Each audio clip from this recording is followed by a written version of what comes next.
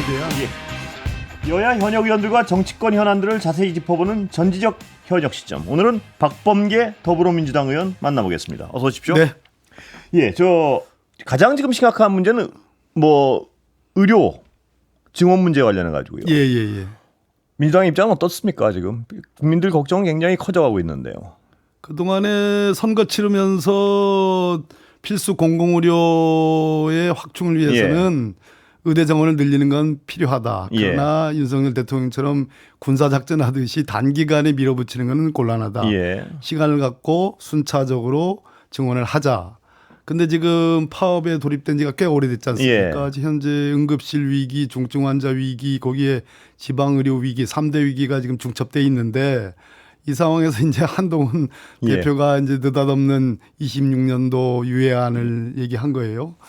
지금 현재 현실에서 잘잘못을 떠나가지고 너무너무 지금 뭐 노인들의 의료 문제까지 포함하면 민주당으로서는 당장에 급한 불을 꺼야 되기 때문에 그래서 순차적으로 또 유예할 수 있다면 유예라도 해서 일단 의사들을 다시 병원으로 불러 모으고 현재의 위기 상태를 좀 타개하자는 게 민주당의 입장이 아닐까. 저도 그런 쪽에 찬성을 하고요. 일단은 유예할 수 있으면 유예라도 하자 이거군요. 그렇습니다. 일단 좀 달래자. 그리고 대화를 좀 나누자. 그러나 공공의료 확충에 대해서 의사들이 반대한다면 그건 안 되는 일이다. 자, 지금 이 의사 증원 관련해 가지고는 대통령실과 한동훈 대표가 부딪히고 있는 양상입니다. 어떻게 보십니까 정치적으로? 지금 저는 이제 일종의 지난 25일 날 일요일 날 고위 당정 회의를 했어요. 저도 고위 당정 회의에 가본 사람인데 고위 당정 회의라는 게 당과 지금 우리 그 당시는 청와대니까 당청이라고 그랬잖아요. 잘해보자는 거거든요. 그럼 또 잘해볼 수가 밖에 없어요. 대통령 여당의 관계는 그런 숙명적인 관계인데 제가 보기에는 고위 당정 회의가 아니라 당정 분리 회의였지 않았나 그런 생각이 드는데 한덕수 총리를 그 당시 정진석 비서실장이 참석했지 않았겠습니까? 근데 그 의대 정원 확대는 대통령 아젠다란 말이에요. 윤석열 대통령 아젠다인데 정진석 비서실장한테 얘기를 해야 되는데 총리를 총리의 표현이에요. 한덕수 총리 구석으로 데려가서 뭐 끌고 가서라고는 안 했어요. 데려가서 얘기를 하더라. 그리고 나서 추경호 원내대표하고도 얘기를 안 했다더라. 패싱을 했다고. 그러면 비서실장 패싱, 추경호 원내대표 패싱. 그러고 나서 26일 월요일 저녁 방송에 모 방송 단독 보도로 나왔습니다. 이게. 그리고 거기에 인용된 사람이 당의 고위 관계자라고 돼 있어요. 그러면 한동훈 대표 측에서 흘린 거거든요. 이거는 말 그대로 한동훈 대표가 정치적으로 이 문제가 워낙 이슈가 크니까 정치적으로 살기 위한 정부 내지는 대용산 투쟁을 하고 있는 거 아닌가. 제가 그렇게 생각합니다. 그렇다면 지금 비판을 받고 있는 것 중에 하나는 지금 제시하는 해법 자체는 한동훈 대표로서는 어쩔 수 없고 필요한 어떤 해법이라고도 보는데요. 왜 이렇게 중요한 문제를 지금 말씀하셨지만 정식으로 당정협의회에서 제기를 하거나 의제로 혹은 또 아까 말씀하셨지만 정진석 비서실장이나 원내대표와 본격적으로 논의하거나 이게 아니고 이런 식으로 풀라 그럴까요? 보시기에. 왜 그런가요? 한마디로 정리하면은 구석 아까 제가 말씀드렸죠. 구석이요. 구석과 페이스북으로. 그렇잖아요. 페이스북으로 지금 또 역제안을 한 거 아니겠어요? 그렇습니다. 그러니까 저 용산에서 택도 없는 얘기다. 그거 하지 말자는 얘기다. 그랬더니 또 어느 언론에 보니까 당의 고위 관계자가 국민의 건강을 가지고 용산이 배팅하고 있다는 험한 말, 배팅이라는 표현까지 나왔어요. 그러고 나서 또 한동훈 대표가 또 무슨 뭐 더 좋은 제안 있으면 말해봐라 이렇게까지 나왔는데 이 얘기는 한동훈 대표의 당에서의 위상이 약간 부평초 같은 제가 너무 오늘 비유를 많이 하는 부평초 같은 그런 것인데 돌이켜보면 예전에 박근혜 비대위 생각나시죠? 천막 당사 그리고 이명박 대통령의 말기 그 상태로 비교해 보면 그 당시 박근혜 비대위원장이 천막 당사로서 당에 대한 장악력은 확실했지만 거꾸로 BBK 수사 다시 하자 이런 얘기 안 했습니다. 제 기억으로는 그랬나요? 제 기억은 그렇습니다. 경선 때는 했지만 비대위원 당 대표가 돼서는 그 직접 현직 대통령 상대로 그렇게 하지 않았던 기억이고. 두 번째는 이명박 대통령의 핵심 아젠다에 대해서 뭐 이렇게 그러지 않고 당을 오히려 추스리는 당의 전열을 추스리는 그런 걸로 제가 기억을 하거든요. 예. 근데 이분은 좀 다르다. 예. 그만큼 자신의 위치와 여러 가지 처지가 현재 쉽지 않은. 예. 아니면 정말 정치의 초보 예. 화법이 말이 안 되잖아요. 예. 여의도 화법이 굳이 안 따라간다고 하더라도 그럼 이거는 약간은 그러면 특수부 화법인가? 예.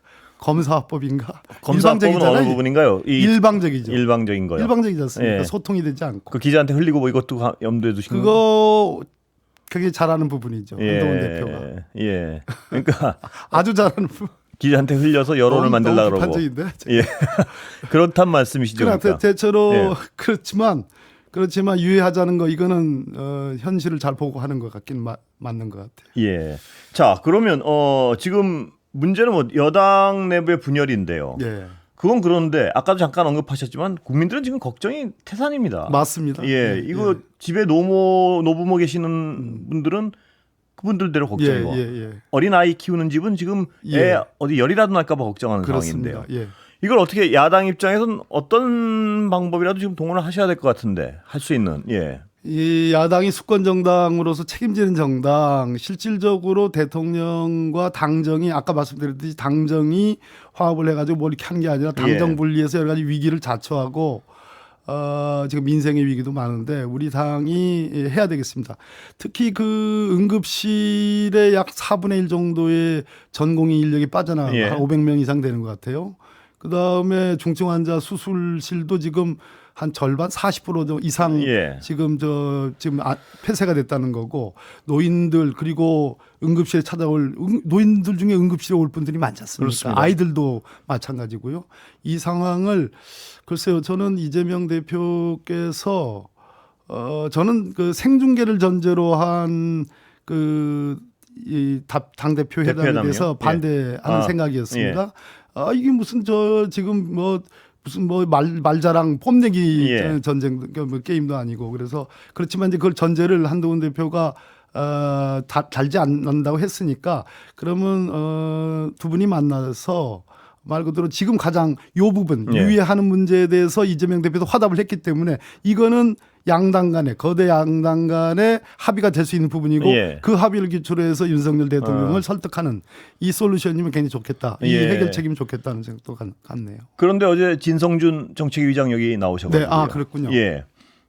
지금같이 의제 조율이 전혀 안 되는 상황에서는 회담 무용론도 생각하고 있다. 이런 말씀을 했습니다. 어떻게 보십니까?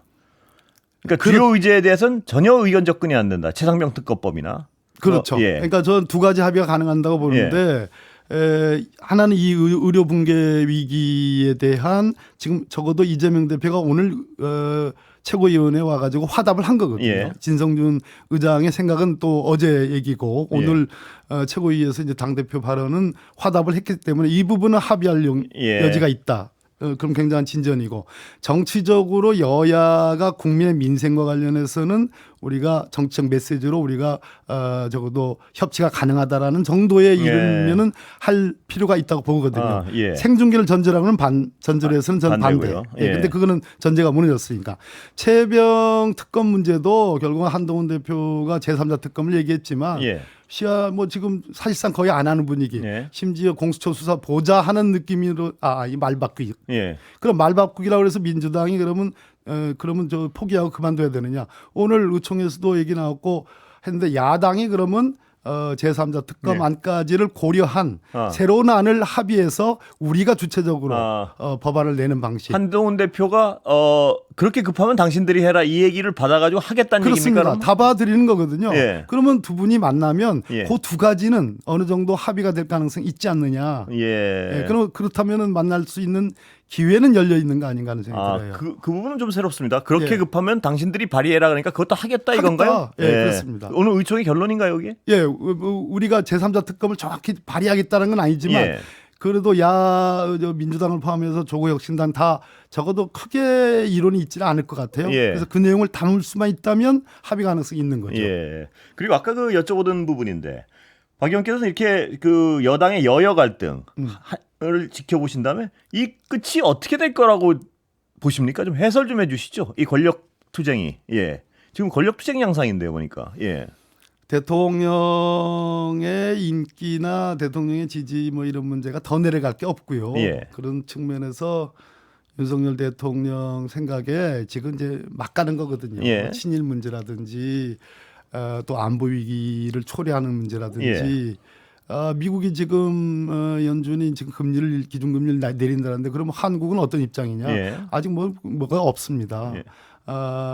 지금 뭐 국가 부채 문제라든지 여러 가지 산적한 문제들이 많은데 대통령 입장에서는 그러니까 내일 모레 뭐 이제 브리핑 뭐 기자들 그걸 한다는 거 아니겠습니까? 그래서 4대 개혁 얘기를 아마 주도적으로 할 생각이 있겠죠. 그런데 그것이 야당 민주당과 생각을 궤를 어느 정도 약간이라도 일치하는 그런 개혁 방향이냐 그렇지 않거든요.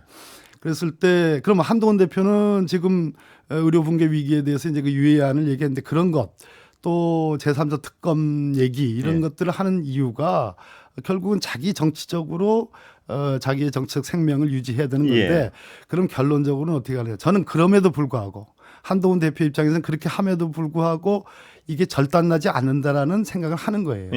그러니까 보수는 대체로 지난번 전당대회가 그랬지 않습니까? 다들 이러다가 대통령 눈밖에 나가지고 뭐 한동훈 떨어지는 거 아니야? 뭐 이런 그런 뭐 예측도 있었지만 관측도 있었지만 그렇지 않잖아요. 그런 측면에서 결국은 대통령이 민심을 따라갈 수밖에 없는 상황이 됩니다. 그 민심에 대한 선점 내지는 포장을 한동훈 대표가 요모조모로 하고 있는 건데 민주당은 절대 뭐 저쪽에서 완전히 분열된다, 완전히 뭐 갈라선다, 대통령이 탈당한다 이런 정도까지 지금 너무 과하게 관측해서 전국을 대응하는 것은 저는 좀 이르다 하는 느낌이 듭니다.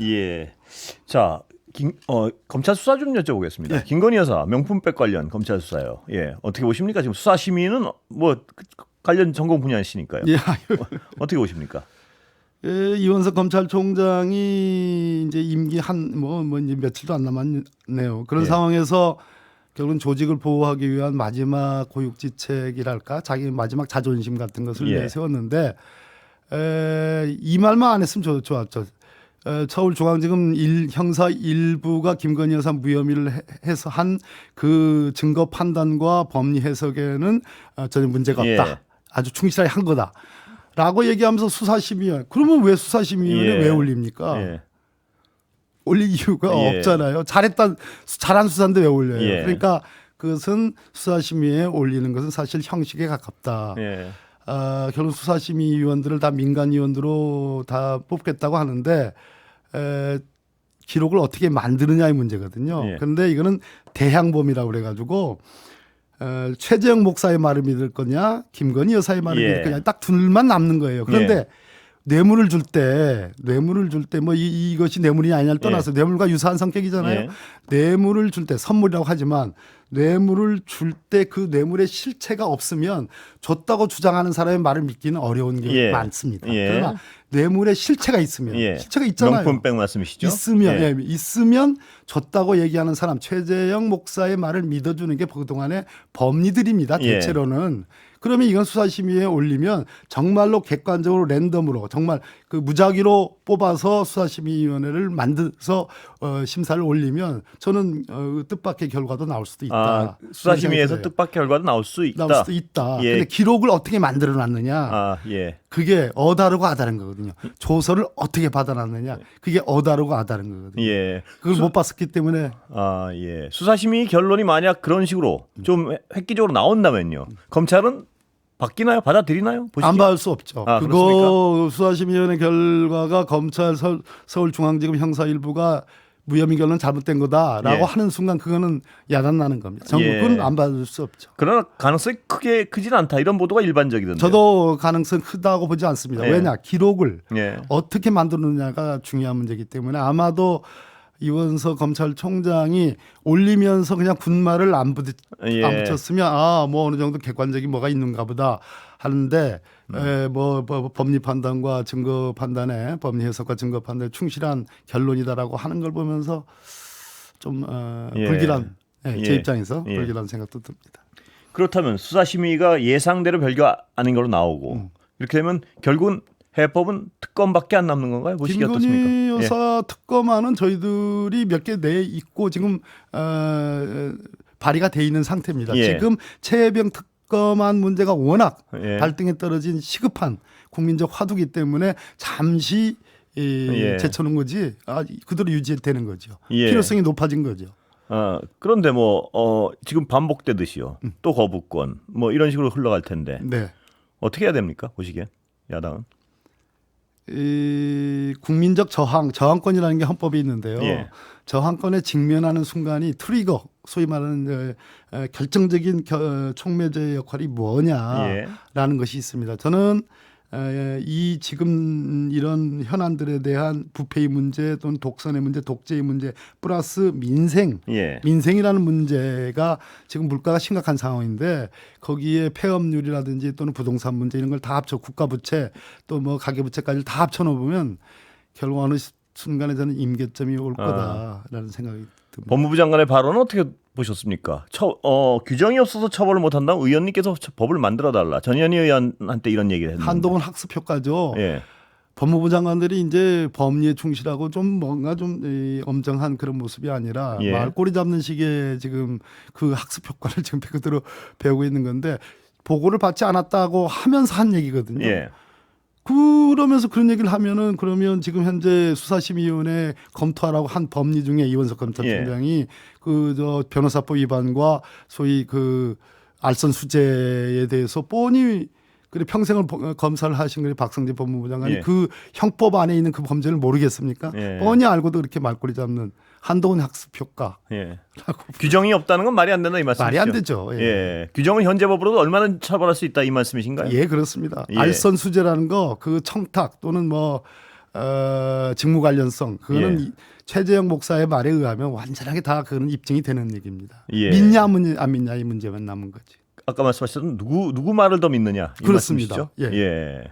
그렇다면 지금 이 상태에서는 법무부 장관과 어떤 이 학습 효과라 그러셨는데요.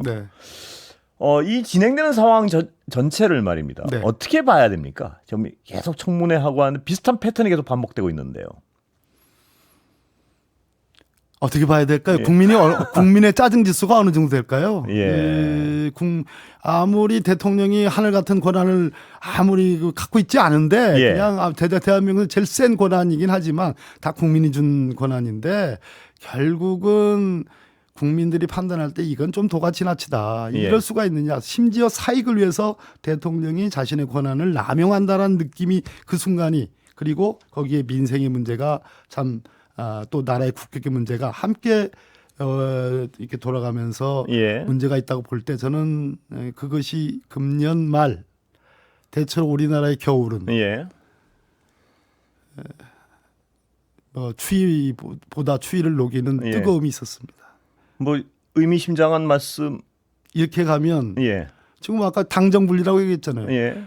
저는 그 어느 기사에 나온 오늘자 국민의힘 고위 관계자가 했던 배팅을 한다느니 이런 또 역제안을 한다니 하는 걸 보면서 당정분리가 아니라 사실상 여당이 지금 없는 거 아니냐. 수뇌부만 놓고 보면 겨울에 민심이 폭발할 수도 있다. 이런 어떤 뭐랄까요? 우려를 할까요? 기대를 할까요? 이런 생각을 하시는군요. 그렇게 들리셨으면 그렇게 얘기를 한 걸로 되겠습니다. 여기까지 듣겠습니다. 감사합니다. 감사합니다. 박범계 더불어민주당 의원이었습니다.